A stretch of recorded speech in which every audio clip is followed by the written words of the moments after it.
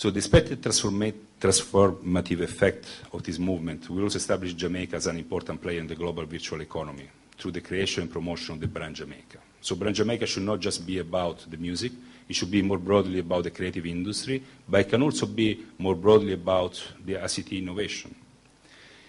It should also bring to the forefront current key constraints for the realization of employment opportunities in the virtual global economy and act as a living example of the need to adjust the legislative framework to facilitate elements such as mobile banking and the delivery of mobile financial services. All of these are crucial to ensure payments for online services, allowing the local digital economy to thrive. As you know, today it's impossible to do anything any longer unless it's mobile. So the legislative framework we need to address this. Moving the government of Jamaica towards a paperless government model through the digitalization of record, mobile service delivery, and cloud computing initiatives will not only precipitate greater level of efficiencies, which implies cost reduction in administrative and operational functions as well, but also includes the friendliness of the public services. We call this a citizen-centric type of initiatives. But most importantly, promote the reduction of corruption through the automatic time-stamping and traceability of processes and transactions.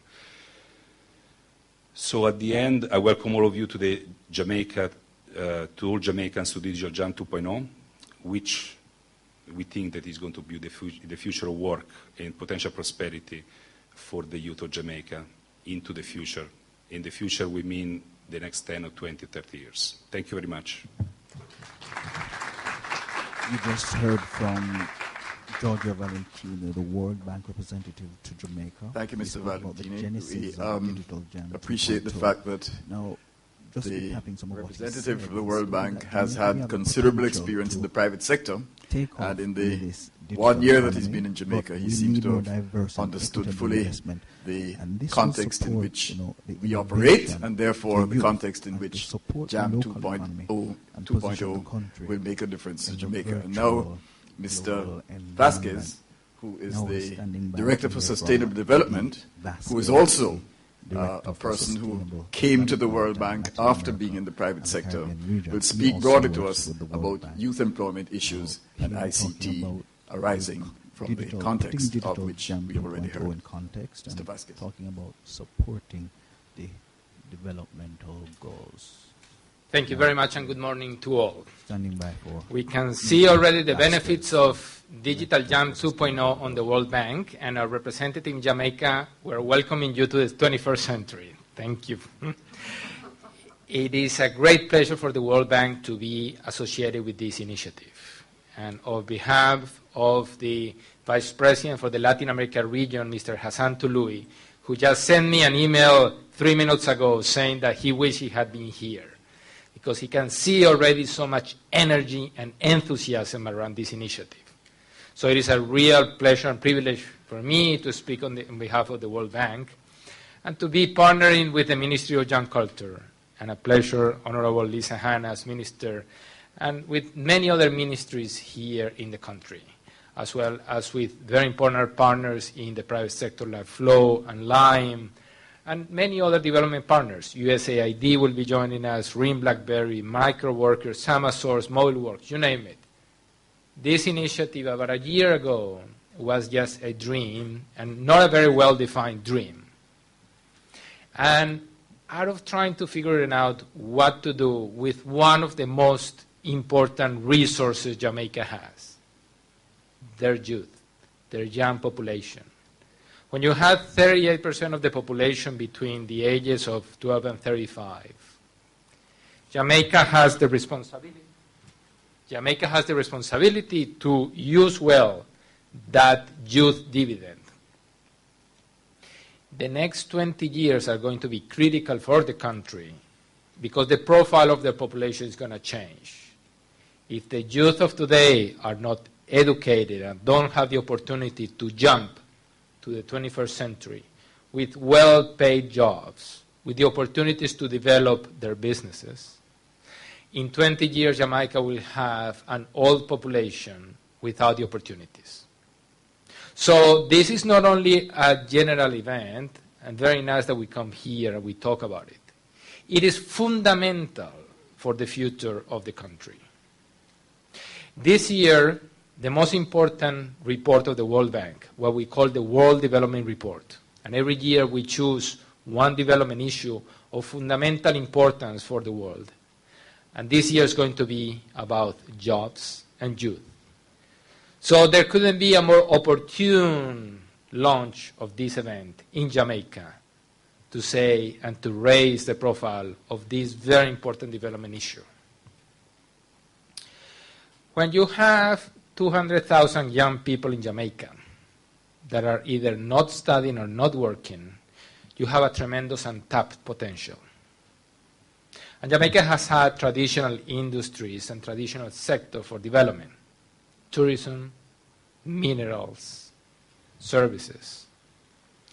But finding new sectors that take advantage of its location, of its young, large population, of its English language, is fundamental for the growth of the country.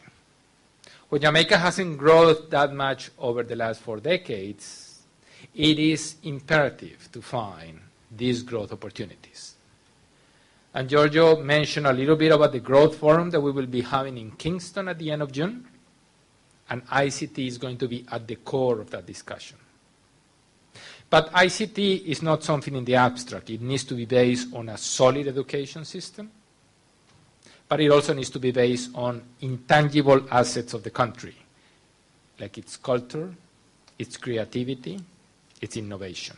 And we believe that Jamaica has all those elements, and that's why it has been an honor and a pleasure to partner with Jamaica in moving forward with this initiative.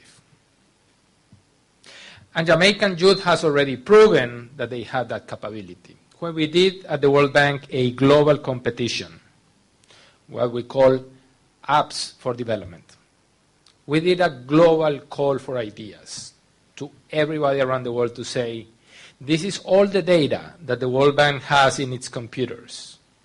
We decided to open and give it for free for anybody who wanted. But we knew that data on its own means nothing. So we said to everybody around the world, can you come? And we are going to be doing a global competition for the best applications to use that data. One team, one Jamaican team, was among the winners of that global competition, and was called the MDG Chart Generator. So we have the proof that Jamaican youth have the skills, have the innovation, have the potential to connect to the new technologies and to develop new business opportunities.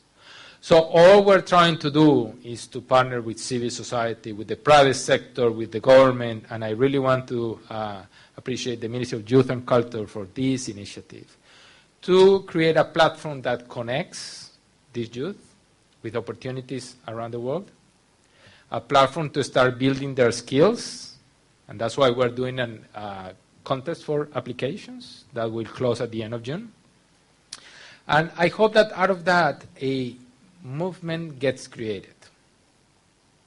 And ICT, as a final thought, is important not only for business, it's also important for government, as Giorgio was saying. As Jamaica and Jamaican government tries to move forward to the 21st century, it has to find efficiencies everywhere to open up the fiscal space to spend more money on education, to spend more money on health, to spend more money on infrastructure. And one potential avenue to do that is through ICT in the government. How do you bring the best tools out there to do better procurement, to do better information to the citizens, to create channels of communication with the citizens to be more responsive, more inclusive? ICT technologies allow societies to become more connected, to be more inclusive, more participatory, more democratic. And therefore, these opportunities to bring the youth of Jamaica to be an integral part of the development of the country is an opportunity that we hope this event and the events that will follow will raise to the forefront of the government and civil society discussion. Many of the events that we saw in the Arab Spring were basically based on ICT. An inclusive society that really brings the young and makes them participatory agents of change and progress is a society that will move to the next generation with a much stronger step, with much stronger opportunities for growth, with a much better future. So with that, I hope that the World Bank brings a little bit of the lessons that we have learned from similar activities around the world, that we're able to connect Jamaica with other countries that have gone through this path over the last 10, 15, 20 years, so that Jamaica can find its own path, building on its resources, building on the young generation as one of the most critical opportunities that the country has to move forward on a new path of economic growth, of a growth that is sustainable, of a growth that is inclusive. So with that, I want to wish you through this media to all the contestants of the competition, as well as all participants and all the young who are learning about how to do this, and encourage everybody to connect through this, to connect to the world, to see that there are opportunities in the ICT sector, not only for individual business opportunities, but also for a substantial change and improvement of the growth trajectory in Jamaica. Our commitment from the World Bank is to accompany this process, to bring whatever lessons we can from other countries, and also to learn from you. Because many other countries will be looking at this event with a lot of interest, because I can already see, as I said at the beginning of my brief intervention, the energy, the enthusiasm, the expectations for this event. Thank you so much. It is my pleasure now to invite one of the partners in the program, our very distinguished President and Chief Operating Officer of Flow Jamaica, Columbus Business Solutions, Ms. Michelle English, to speak to us and tell us why Flow has committed to partner with this project.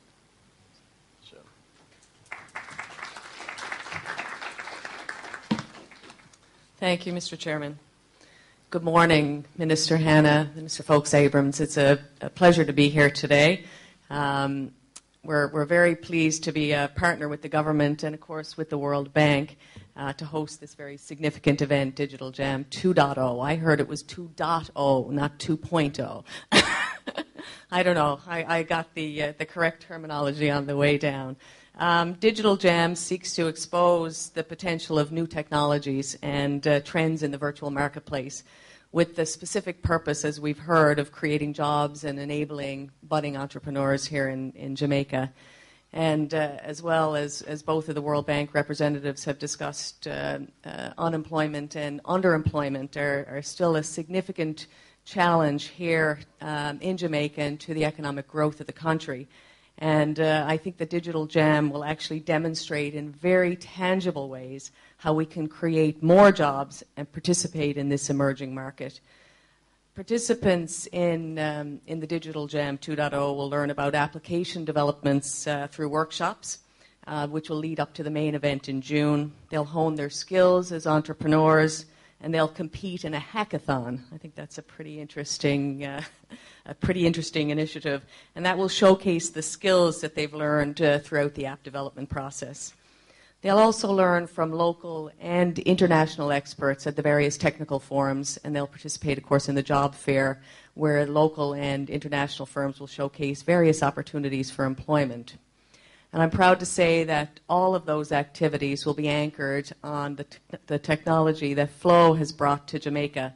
For the last 6 years, we've been deploying an extensive fiber optic network across the country, which delivers the fastest and most reliable internet service in the country. And it's really this kind of technology that enables the kinds of innovation that we're talking about through this conference today and enables the participation in the emerging job markets that Digital Jam 2.0 is going to highlight. So we see this at Flow as a very fitting partnership that mirrors our own objective, which is enabling innovation in the markets that we serve. So we've come on as platinum sponsors to join this exciting activity to showcase the opportunities that the online industry presents to Jamaica and to help marry up that entrepreneurial spirit